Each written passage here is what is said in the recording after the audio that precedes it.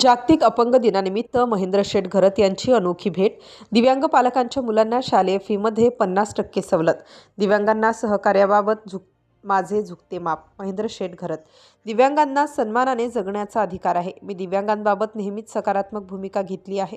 गव्हाण पंचक्रोशीतील अनेक दिव्यांगांना मी मदतीचा हात दिला आहे. ज्या दिव्यांग पालकांची मुले आमच्या यमुना सामाजिक संस्थेच्या न्यू इंग्लिश स्कूलमध्ये शिक्षण घेत आहेत त्यांना फीमध्ये 50% सवलत दिली जाईल.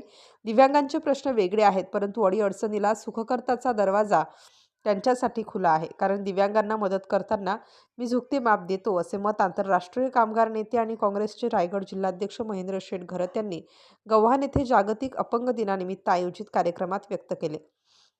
गव्हाण येथील शांतादेवी दिव्यांग सामाजिक विकास संस्थेतर्फे बुधवारी जागतिक अपंग दिन साजरा करण्यात आला. यावेळी प्रमुख पाहुणे म्हणून महेंद्र शेठ घरत, माजी उपसरपंच सचिन घरत, ग्रामसेवक विजयकुमार राठोड, ॲडव्होकेट रेखा चिरनेरकर आदी मान्यवर उपस्थित होते.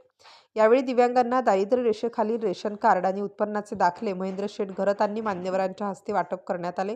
यावेळी रेखा चिरनेरकर म्हणाल्या, शहरातील दिव्यांगांपेक्षा ग्रामीण भागातील दिव्यांगांची धडपड वाखाणण्याजोगी आहे. येत्या काळात दिव्यांगांसाठी विशेष शाळा सुरू करण्याचे प्रयोजन आहे. दिव्यांगांना जास्तीत जास्त सक्षम करण्यासाठी हातात हात घालून काम करण्याची गरज आहे.